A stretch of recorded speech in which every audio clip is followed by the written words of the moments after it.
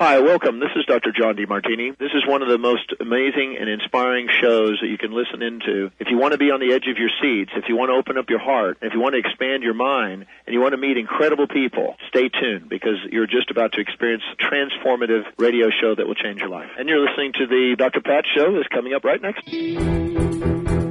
Welcome to the Dr. Pat Show. Talk radio to thrive by. Powerful, inspiring, and coming to you live, bringing you stories of people like you and me, busting through and living life full out. Get ready to dare to wonder what your life would be like if you knew you could not fail.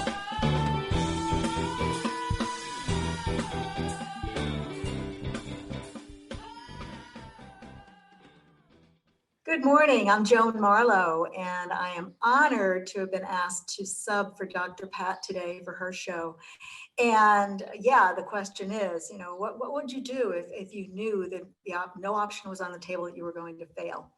Well, my guest today is one of those people as far as sticking to it and figuring out how to make it happen. And again, my show is typically awareness to action. Typically, I am on first and third Tuesdays at 9 a.m. And my show is all about offering journeys, my guests' journeys to towards living their life's purpose. So it's all about looking at that element. And I address 5 A's in every single thing we're doing. The first A, of course, is awareness. The last A is actions. But what happens in the middle between that awareness and that action? One piece is acknowledgement. The other piece is acceptance, and it's all in a beautiful wrapper of authenticity. So those are the 5 A's. So I hope you'll consider joining me and visiting some of the episodes that I've already done. And it's amazing how the universe presents information that's needed at this moment in time. So not only was I provided the opportunity to have Dr. Pat's show today, being Cinco de Mayo, because my guest, Luann Lennox, is the founder of a business called TequilaSnobs. So how appropriate that she said, hey, we've got an available spot on Cinco de Mayo. So yesterday was part 1 and today is part 2. But again, the universe continued to share really cool information. So this morning during my early morning mindfulness and meditation practice, the device that I'm using actually had the topic of creative play and creative fun.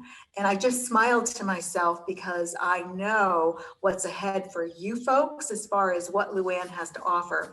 And I am all about fun as well. My power statement is I'm open, honest, and fun. So if I can't be open, I can't be honest, I'm not going to have fun, I'm not doing it. So that's another reason why Luann is also a personal friend of mine. But what's even better is that during this practice this morning, information came to me. There was a Pablo Picasso quote that was used to wrap the whole session up.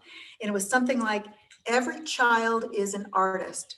The problem is how to remain an artist once he grows up. And it speaks to the fact that, again, if there was no option that you were going to fail, what would you do? The other thing would be you play with wild abandon as a child. There's no judgment involved. You are just living freely. So hopefully we can take you back to that world and in those thoughts through the help of Luann. So let me share a little bit about Luann. Luann Lennox is the founder of TequilaSnobs and is very passionate about Mexico's favorite spirit, tequila. She's been doing in-person tequila tasting parties and corporate events for 8+ years. She's been published in local magazines and newspapers, online and in print. With the stay-at-home orders this past year, she created something she calls Sipping in Place events. Virtually, Luann takes her guests through an enlightening and entertaining adventure surrounding the details and tastes of the beautiful agave spirit called tequila. She educates about the growing, harvesting, making, aging, and bottling of the Southwest's favorite beverage, and I bet it's a little more expansive than the Southwest. I'm a Jersey girl, so I think we have tequila there too. She leads you to swirl and sip tequila as you would an exquisite cognac or scotch and enjoy the same as a rich Cabernet. She has converted countless tequila haters into tequila lovers because love conquers hate in all arenas of life. Her fun tagline is "Become enamored, not hammered" with Tequila Snobs. So yesterday's show was talking about her business, Tequila Snobs, and the obstacles that she faced, etc. So my hope is that you'll go back and listen to that. Today, we're fast forwarding, and you're going to have an opportunity or a glimmer to look at what it's like to experience one of her virtual events, because today we are going to be making a margarita. We offered up an opportunity for you to get your supplies ahead of time, but again, we can share that information with you later if you don't. But she and I are going to be making our margaritas, so we are ready to roll. And again, there's awareness around every corner, trust me. So get ready for this adventure. Again, I'm Joan Marlowe, and welcome Luann Lennox. Yay, thank you so much, Joan. Nice words. Very- Yes, we're going to make a margarita and make it virtually. And this is exactly what I do, but imagine me being one of those little squares and then all your friends and family all around you in these little squares on a video, which of course can be people all over the world, all over the nation, or just across the street and your friends. But before we really dive right into making a margarita, certainly we have to talk about the fact that today is May 5th. It's so funny to me when people say, when is Cinco de Mayo? Like Cinco means 5 and of is day and Mayo is May. So it's kind of like people asking, when's the 4th of July? Well, it's on the 4th day of July. When is Cinco de Mayo? It's on the 5th day of May. And certainly, I think, especially in the States, we get completely wrapped around that Cinco de Mayo is a Mexican holiday, and it's when we drink tequila and when we celebrate with margaritas. And why is that? Because tequila and margaritas, of course, come from Mexico and is Mexico's favorite beverage. But it kind of gets lost in the shuffle of what Cinco de Mayo really, why did and do the Mexicans celebrate it? So I want to talk a little bit about that day. Like, God forbid that we only decorate with red, white, and blue stuff on 4th of July. We kind of know why it's celebrated. So the same as Cinco de Mayo. So I'm going to talk about that and that battle and such. Does that sound great? Perfect. Yeah. Perfect. Okay, so it was back a long time ago, like think Revolutionary War, just after that, or 100 years after that, in 1861 through 1862. The French and the Spanish, not Mexican, but the Spanish, the French, and a little bit of US all managed and ran and were fighting to try to see who was going to get the area Mexico, which of course included even Arizona and some of the lower states was included in Mexico at that time. And the French were over the managing director. Is that what happened back in the 1800s? I don't think so. So the big guy was Napoleon III, and he watched over the forces, and he's the one that put them to battle. And so the English, the Spanish, and the French all invaded Mexico. Well, eventually the English and the Spanish got tired of it and kind of gave up a bit of the battle. But the Spanish under Napoleon the French under Napoleon were still really, really wanting to take control of Mexico. In addition to some wealthy landowners, they wanted Mexico, and they were still fighting. So General Ignacio, am I saying that right? My Spanish, I gotta get better at my Spanish. Zargaz, he got together a battle and a group of people, but it was mostly Latin American people that were descended from Latin America and the native Mexicans. So think indigenous people of Mexico, the Zapoteco. They all got together, and it was a very, very small, very weak, I shouldn't say weak, very small and a very they didn't have a lot of guns, didn't have the kind of stuff that the French had. and they went to war with the French. The French had about 10 times as many people and stronger guns, just everything. They were way better equipped than the Spanish and the Mexican. However, in 1862, they won that battle. And that was on May 5th that battle won. Now I say battle because it wasn't the war continued, but there was this one battle considered the Battle of Pueblo in 1862, and they won. They beat the French, even though they were way underdogs. They totally were not expected to win. So they won that battle. So in the city of Pueblo, they really, really celebrate with speeches and parades and reenactments.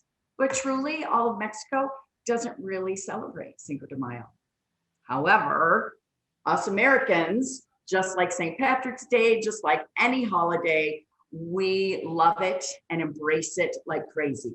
It's one of my busiest times of the year. It's a great reason to celebrate Mexico's favorite beverage, tequila, which of course in tequila or in a margarita is tequila. So that's kind of where it all started. So it makes sense to celebrate making a margarita. Mm-hmm.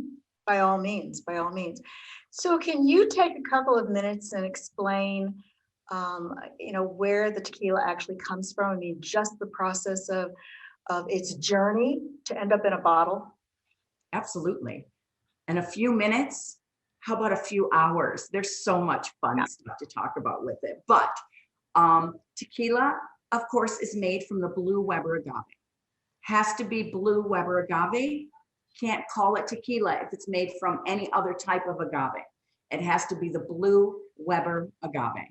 And the agave, of course, my logo and my little guy in the background here, if you can see him, the agave, massive, huge, big plant. Certainly they start out small, but they don't process those agaves till 8 to 12 years. That plant has to grow for 8 to 12 years before they will harvest that agave, before it's ripe enough and ready to be processed and to be used for tequila. So after that amount of time, and you said what's the difference between 8 and 12 years? There's a big difference. Well, it depends on Mother Nature, the amount of rain, the amount of wind, the sunshine, the soil. There's so much that goes into the growing of these agaves. And of course, the more expensive and the sweeter ones will come from the older, more mature agaves. Less expensive, cheaper tequilas often will use younger, not as mature agaves, but those are still 6, 8, 10 years old, as in not mature. So they dig up that agave and they chop all the picas off, which are the leaves, and what's left is the center, this massive, huge center, and that's called a piña. That center, think like an artichoke, is then baked in an oven. Now, another 3-hour conversation. There's different ways that they bake these piñas, but the traditional way is to bake it in an oven. So think about an apple getting sticky and sweet as it's baked. And then that piña is then pressed. The juice comes out of it. They ferment that juice with a very, very special individual yeast, and every distillery has their own yeast. And that's what specifically gives you the different flavors and the different nuances. And then once it's distilled, once it's fermented, then it's distilled at least 2 times and put into a bottle. When that happens, you get clear, beautiful, clear tequila. Or it's aged. Aged where? It's aged in a barrel.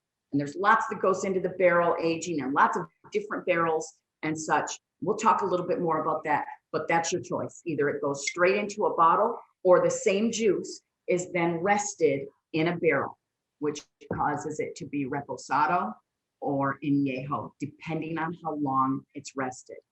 Oh my gosh, that was so much information. Reposado is the younger, and añejo is the older. Is aged, yes. And blanco is no aging, so it's absolutely the youngest. Blanco is the youngest with no aging. And then yes, reposado is rested and añejo is aged longer than the reposado. And every company, every brand always has at least 3 kinds, has those 3 ages, those 3 age designations, always. And why does that matter? We're going to talk as we make our margarita. Different ones pair better with different types of margaritas, and we'll give you a different flavor profile. The same as what's the difference between white wine and red wine. They're different and should be paired differently. Well, as we get ready to go to break, I think you'll all agree that there's far more to tequila than you ever imagined. And Luann is a walking encyclopedia for this. And my hope against hope is that you're going to go away and not look at the tequila, because I certainly did. My story that we'll tell in a little bit. You won't be looking at tequila the same way you've looked at it before. So that's very important as well. So let's take a moment and go on break, and then we are going to continue our journey towards making our perfect margarita with Luann. Thank you.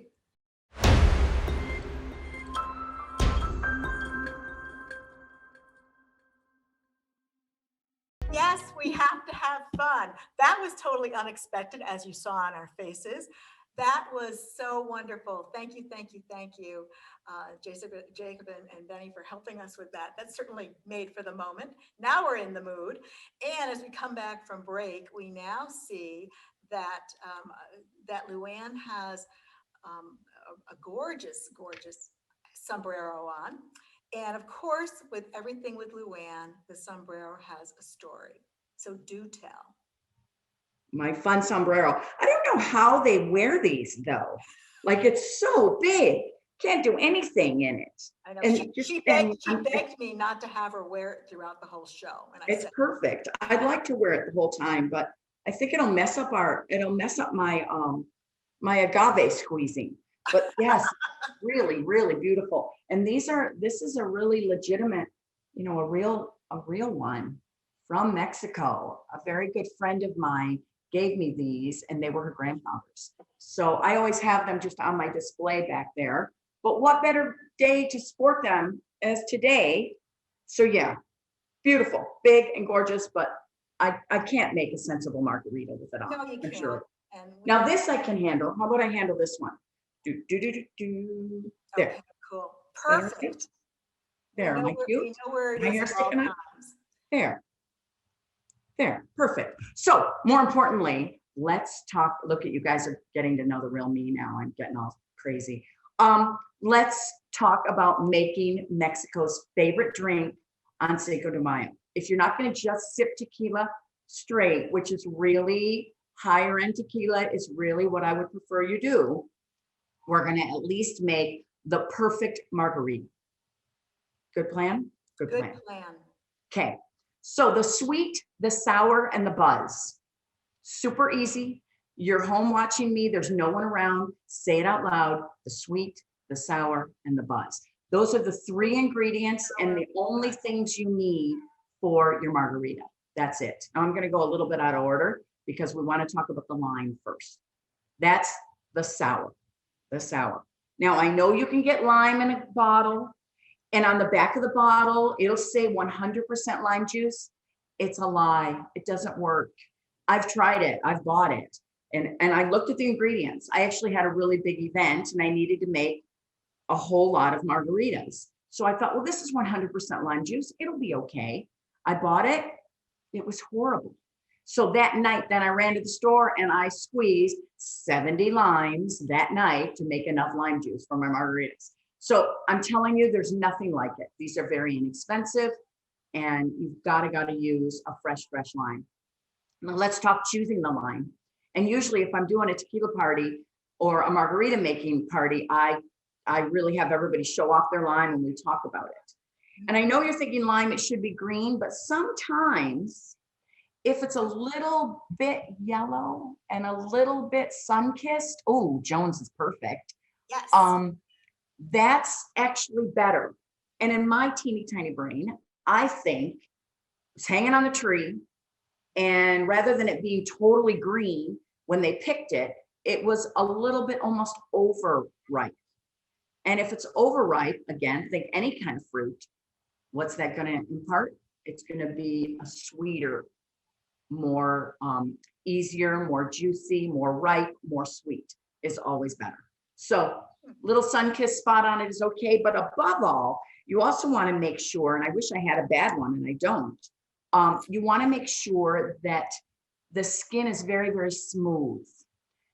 Sometimes when you look at your whole pile of limes that are there at the grocery store, you'll notice that they're a little bit bumpy, like almost like orange peel. And again, to me, it feels like they didn't grow as big as they could be, like they didn't grow into the skin, right? The skin is still a little bit loose, or it's just not stretched. So the shiny, smooth, stretched skin, again, have grown to full potential before they were picked. If you shop at the same grocery store as I do, I have probably touched every single one of the limes that you have at home right now, because you also want to take and give them all a little squeeze. They should give a little bit, almost like a ripe peach or a plum. They should just, or a mango, they should give a little bit. They should be a little bit soft. So you see me messing around with this lime, which I should have told you to be doing while I was gabbing. Take your lime before you cut it, and you really want to roll it on the counter. If you have a white counter, it will stain the counter. So you're better to put it on a cutting board and knead it. And just really what you're doing here is you are loosening the juice from the pulp. Joan is rolling. I can't see her. I am rolling. I can't see her board, but I'm thinking she's rolling beautifully. Here's my board. Okay, there's her board. Okay, so what you're going to do first is you grab your glass. You all have a nice rocks glass. Yes, yes. This kind of glass is perfect. A margarita glass is okay too. For a simple margarita, I always like just kind of a nice rocks glass. And you see I have, I'm going to explain my little insignia in a minute. So yeah, Joan, your glass is perfect. So while you've got that glass, you're going to take one of the ends where the stem was, and just slice that off just a tiny, tiny bit, just enough to open it up and get to the flesh. But it's a teeny, tiny, little sliver. Then you're going to take that sliver, take your glass, and give it a rim. That little piece. I've seen people do just water for this, but lime juice is super sticky. And that's the whole idea if you want to dip your glass in salt or some sort of yummy rim.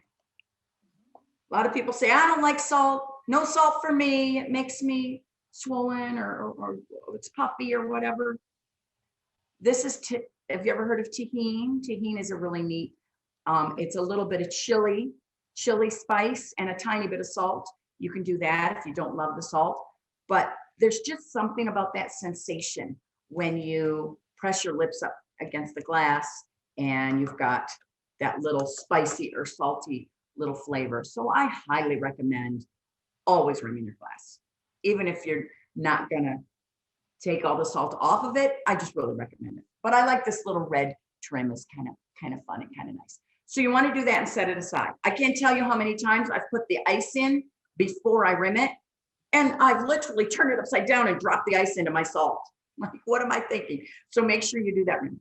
Okay, so you've got your other half, correct?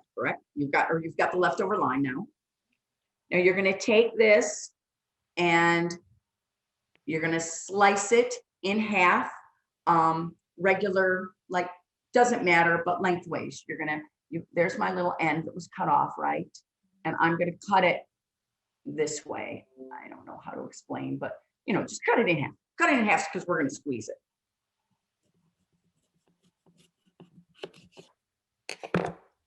And you'll probably notice as you cut it, there's a lot of juice running out already because you really smooshed it up. So take your shaker. Now, if we weren't talking so much and spending some time, I would say you'd have ice in your shaker already. But because we're going to take a little while and I'm going to go through this slowly, I mean, truly, it should only take you 5-6 minutes to make a margarita. But because we're talking, you don't have any ice in this yet. But normal circumstances, you'd have the ice and you'd squeeze your lime right into the ice. So you have your lime squeezer, yes? Somewhere? Yep. Pull that out. I'm going to use my big squeezer. And both of those pieces that you cut, you're going to squeeze both of them into your shaker.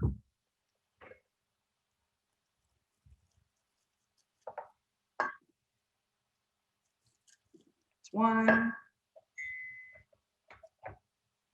and 2. If you're using the hand squeezer, which is great, make sure you turn it sideways and really get the juice out.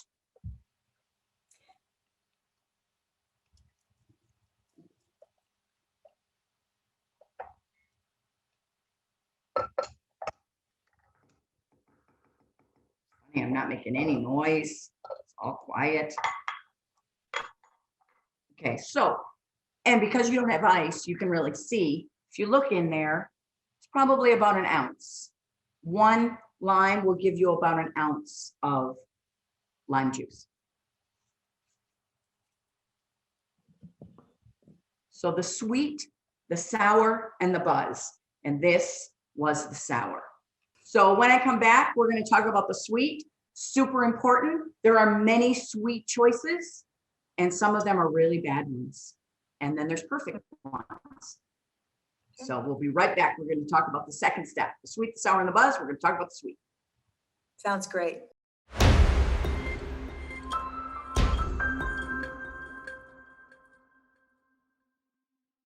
I love our music. It's great. So hi, I'm Joan Marlowe, and this is Awareness to Action, and I'm covering for Dr. Pat, so I'm honored to be here. My guest today is Luann Lennox, and she's the founder of Tequila Snobs. And in honor of Cinco de Mayo, we are creating and making a perfect margarita. So where we are at this point in time, we've got our limes all squozen. I guess it's squozen in our little mixers, and we're getting close to moving forward here. And now we're going to talk about the sweet, because Luann says it's the sweet, the sour, and the buzz are the 3 essentials of any margarita. So here we go. Yes, not only the essentials, but the only ingredients you need. So the sweet, the sour, and the buzz. The sour, of course, was easy. That was your perfect lime. The sweet. In many margaritas, you'll see sweet and sour mix. You'll see Cointreau or an orange liqueur. To me, as we know, tequila is made out of the blue Weber agave. So it makes sense to me. They pair really well. What grows together, blends together really well in a drink is agave syrup. 100% agave syrup. Tequila is made out of an agave. Agave syrup is perfect. There's lots of different agave syrups out there. This is one that I really like, just because it's thin. Like, you want one that's pretty thin. I think about something, if it's thick like honey, then when you put it in a drink with ice, it's going to coagulate a little bit, right? So I like the ones that are thin. This one is actually found with the mixed drink area where the margarita mixes and so on are, as opposed to where the sugar is or where the honey and the agave nectar is. So this is agave syrup, one of my favorites. So this is the sweet portion, the sweet, the sour, and the buzz. This is the sweet piece. But as I talked about mixes, I do want to mention one little thing. You can buy a mix in a bottle, right? Right? You can buy these kind of mixes. And it says just add tequila. It's perfect. This mix, first ingredient, water. Second ingredient, high fructose corn syrup. Ooh. Then there are 10 more ingredients that honestly I can't pronounce, except for the last one, which is yellow color number 5. That's all that's in this. Don't do it. Don't do it. This is a headache waiting to happen. This is promised headache. Promised headache. I'll put that out of the camera. So sweet, the sour, and the buzz. That's all you need. So you're sweet. Let's crack open your little agave syrup. And remember, the sweet, the sour, and the buzz. With it being sweet, you can always add a little bit more, but you can never really take it out. So the sweet and the sour are equal parts. So if you're doing a pitcher, you do half a pitcher of sweet, half a pitcher of sour. If you're doing a drink, then it's 1 shot of lime juice, which is about 1 fresh lime, and 1 shot of sweet. However, disclaimer, I always do a little less. I personally like mine not as sweet, and then it's going to be lower calories and lower sugar, but it should be equal parts. But I go a little light, and then once I drink it, if it's too sour, you can add a little more sweet in. You can't ever take it out. So we did a shot of lime, and I'm going to do a little less than a shot of agave syrup. There you are with the sweet. Now, we're going to move on to the buzz. 3 guesses. The first 2 don't count. What's the buzz? Tequila. Tequila, indeed. Now, there's a bunch to know about tequila, and I talked about the different designations and the different ages when we started. Ideally, if you are doing just a straight up fresh margarita, I like to use a very young tequila, which is a Blanco. You don't want to use a really expensive tequila that's been aged and they put all this time and effort into all these beautiful little honey and oak and cinnamon nuances. And then you're just putting lime and agave syrup in it. Where a Blanco is really strong agave forward. What does agave taste like? Kind of grassy and herbal. And so you want it to, you want to use a Blanco ideally. However, I like to use a Reposado sometimes too. Reposado is, and you can get less expensive Reposados, and that would be a little bit more gold one. But if it says gold on the label, don't buy that because they're just saying gold. What they mean is they added gold color. But it's gold because it takes the color out of the barrel because it's been aged. But a Reposado will say Reposado. It won't say gold on it. How do I tell a good bottle of tequila and a bad bottle of tequila? Super simple.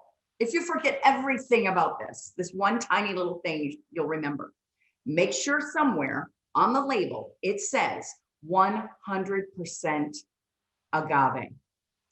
You'll see them, they say made of agave, with Blue Weber agave, a lot of agave in here, but that won't say 100% agave unless it is 100% agave. And anything less than 100% agave means that it's only 51% agave. And the other 49% is high fructose corn syrup, any kind of filler, brown sugar, sucralose, glycerin to make it feel more silky in your mouth. All of that, again, headache. All that equates to headache. So you just want to make sure it says 100% agave. Joan, what do you have? So, well, yesterday when I was in my liquor cabinet pulling out my proper tequilas, and through my world of life with Luann and experiencing tequila tasting with her, I have a whole new appreciation. So I do have some sipping tequilas as well.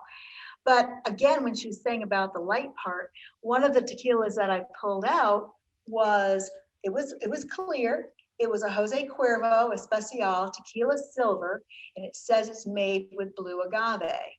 Now, what was your response immediately? Well, it's indeed, they're not lying. It is made with blue agave, but how much? Yeah. By law, by Mexican law and for the distilleries, it only has to be 51% agave. And certainly it's way cheaper for companies to put fillers in, to put grain alcohol, to put sugar, to put headaches into the cheap tequila. All of you that raise your hand and say they had that horrible experience with tequila, more than likely you were younger, you had less money than you have now, and you all pooled your dollars together and you bought the cheapest, largest gallon jug of tequila that you could find. And that was one that had a lot of fillers, and that's the one that made you swear tequila off and never drink tequila again because you remember that horrible the days after it was still hanging. So the other two that I happened to have in my cabinet was a Coralejo 99,000, which is an añejo. It says 100% de agave. And her first comment was, that's an expensive tequila to use in your margarita, but okay, that was a choice. And then my other one, and again, she taught me all kinds of things about the label. And then my last one that I had was an 1800 Reposado. And this one was a gift easily 20 years ago for house sitting when I still lived back in Virginia. And so it was aged then, so now it's even aged more. So this is like really special occasion stuff, but it's a Reposado nonetheless. So any comments about those? And then we're gonna cut to a break. Okay. What I'll say about the añejos and the reposados, the ones that are aged, think about a red wine. So they're more aged. They taste more like honey. That oak is in there, more wood type flavors. Those type of tequilas blend really well with maybe a blackberry or a strawberry. Maybe a strawberry basil or a blackberry sage type of margarita, where the one that we're making is just straight up lime and the sweet, and those blend better with a blanco, or like cucumber or jalapeno. If you're doing those type of muddles in a margarita, those work really well with the blancos. But if you think about those warmer type of tequilas, they work better with the more aged tequilas, if you're making that kind of a warmer kind of margarita. And when we jump back, we're going to mix this, we're going to shake this, and I'll talk about how to do those strawberries and blackberry margaritas and how to add on to all of those. Because if you go away with nothing else, you're going to go away with a new appreciation for what a margarita can be. It doesn't necessarily have to be this traditional margarita that we're making. And for some of us, we might not be able to, the lime doesn't do us well. So there are other opportunities for us out there to look at the expansiveness of what margaritas could be. So on that note, let's take a break. And we'll come back and actually get to our shaking portion of the session.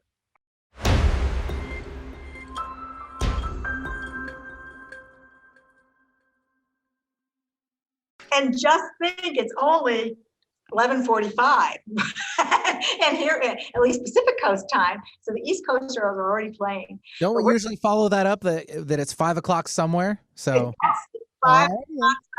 It's 5 o'clock somewhere. So let's all celebrate. Okay, so back to Luann. So far we've covered our sweet and our sour, and now we go to the buzz. The important piece, the buzz. And I've talked about the different ages of the different tequilas, and I'm going to use a reposado. I think Joan I will use for añejo. So the sweet, the sour, and the buzz. And again, normally you would have your ice in your bucket. We didn't put the ice in yet, but so far in your shaker, you should have the sweet and the sour equal amounts. So let's pretend you had already put the ice in, but let's put some ice in now. How's that loud noise? Authentic. We need authenticity. yeah, sound effects are great. These are natural. That's my ringtone, actually, the sound of ice cubes. So you've got some ice in your shaker. Yes, ma'am. And so we did the sweet and the sour, equal parts, and then double the buzz. Pretty easy to remember. So an ounce of sweet, an ounce of sour, and 2 ounces of buzz, or a cup of sweet, a cup of sour, and 2 cups of buzz. So it's 2 to 1, always. Super simple. Okay. And it's 11 o'clock in the morning and I'm pouring tequila. And the intention is to drink. It's crazy. But it's 5 o'clock somewhere, right? That's right. Okay. So there it is. So you've got the sweet, the sour, and the buzz, double the buzz, and ice. Now, before you get crazy and start shaking, remember your glass way back so long ago that you rimmed so beautifully? Drop some ice right in there. New, fresh ice. Got it. And fill it, fill it, fill it.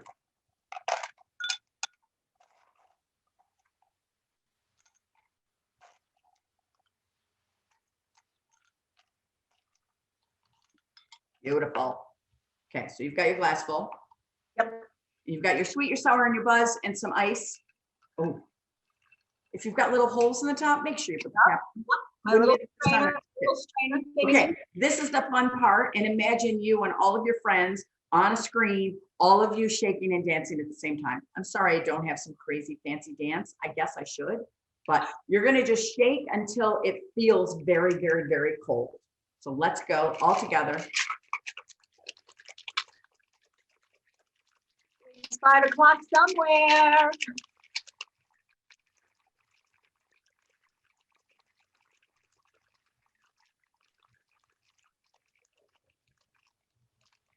Feel cold? Very cold. Okay. Now, sometimes if you've got to take that cap off, you'll see bartenders really smack it. The truth is, I'm not a bartender. Never had any of that training. I just know how to make a very pure, perfect margarita. So take your little cap off or whatever you're doing, or separate it or whatever. There we go. And you're going to drop that right into your glass. Ooh, I got a lot this time. Now, if you're making this along with me and you used a Blanco, you're going to notice that your drink is a little lighter, right? Joan and I both used a darker tequila, so it's going to be a little more yellow. But if you're using a Blanco, of course, it's going to be more clear. Ours is going to be a little more honey flavor, a little more oak. And if you're using it with a Blanco, you're going to notice more citrus forward and more agave forward. So there it is. Tiny little thing. And I don't have it right here. I have it in my fridge. If you want to add a little splash of soda water to this, it makes it really refreshing and really nice.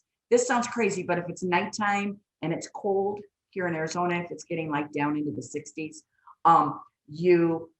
I like to drink it like this. But if it's warm, if it's hot out and you want it a little light and a little citrusy, you can add a little soda water in.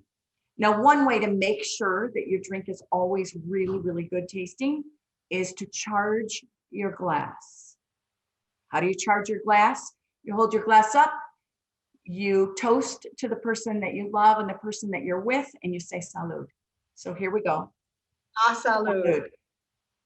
Let's have a sip.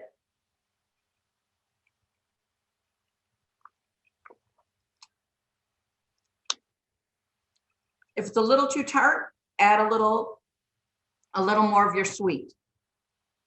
Yummy. If it's a little strong, you can drop a little more water in it, but it should be clean and fresh and just taste really good. That fresh lime and a little bit of the tequila flavors in there, but not too much. And I think that is what makes the difference. When you have the sweeteners that they use, is that thicker taste. And I wouldn't have noticed that unless we were talking about this just now. So Right. It's really, really light, really, really light. And a lot of those sweeteners that you can buy give you they hurt in my throat, or they'll give me heartburn. And you're not going to get that with just a straight up sweetener like agave syrup. Yep. Well, this is fabulous. We're getting to the close of the end, towards the end of the show. And before we go, first of all, I want to say thank you to Luann for taking this time on her very, very busy day. Cinco de Mayo is her national holiday all the time. This is better than Christmas, 4th of July, birthday, all rolled into one in her world. And again, it's all about awareness to action. And it's looking at, hopefully you've heard something here that you're going to move into action, possibly start squeezing your own limes. You're never going to look at a lime the same way when you go to the grocery store. You're never going to look at a bottle of tequila the same way. And so Luann, quickly, you told me that you're going to share, so this might not be the best sipping. What are some other things we can do with this? Oh, yes. If you ended up, and sometimes you'll get stuff like that as a gift. And I'm like, really? What am I going to do with this? You can cook with it. I cook with my lower quality tequila a lot of times because, of course, it's got sugar in it. So if you saute shrimp or you soak shrimp in it, or your fish, it blends really well with seafood before you grill it, before you put it on the stove. There's that's what I use any of my tequilas that I've ever gotten as a gift. That's got a little bit of sugar in it. It's perfect because it'll caramelize it a bit. Excellent. Full service here. Full service. Perfect. So before we head out, Luann, how can people find you? I would love you to hang out on my Facebook page, Tequila Snobs. There's more than one of us, Snobs with an S. On Facebook, Tequila Snobs Community on Facebook is a group where we just all get together and talk and share ideas. I will let you into that. Tell me how you found it and jump in there. Tequila Snobs Events, more talks about what I do and the different events that I do, the corporate events that I could do, and the in-home parties, as well as these type of virtual parties that I can do. And then Instagram as well, Tequila Snobs, same thing, pretty easy to find. If you want to write me a note, I love notes, TequilaSnobs@gmail.com, pretty easy. I'm pretty much everywhere, but it's Tequila Snobs. And Easy. she is. So the offer that she's providing our listeners and our followers is just send her an email and request the opportunity to do a Zoom virtual. It would be very, very similar to what you experienced today. So please open this up to your friends and your family all over the country, all over the world, it doesn't matter. And of course, if you are here locally with us in Arizona, in the Maricopa Pinal County area, by all means, you can consider now possibly doing an in-person event because we're somewhat open. So again, thank you so much for being here and joining me. I'm Joan Marlowe. The show is Awareness to Action. My business is called Peaceful Easy Healing. I'm a life coach, life and wellness coach, and a Reiki master, as well as an educator. Education's first in my life. And you can find information about me at peacefullyhealing.com. And I certainly look forward to seeing you on my regular show, which is the first and third Tuesdays of every month at 9 a.m. Pacific time. So thank you so much. Again, salud to you. Salud. Out there. Have a great Cinco de Mayo. Be safe. That's first and foremost, but also be smart now when you're out there shopping for all of your ingredients for your wonderfully delicious, perfect margarita that's not going to give you a hangover.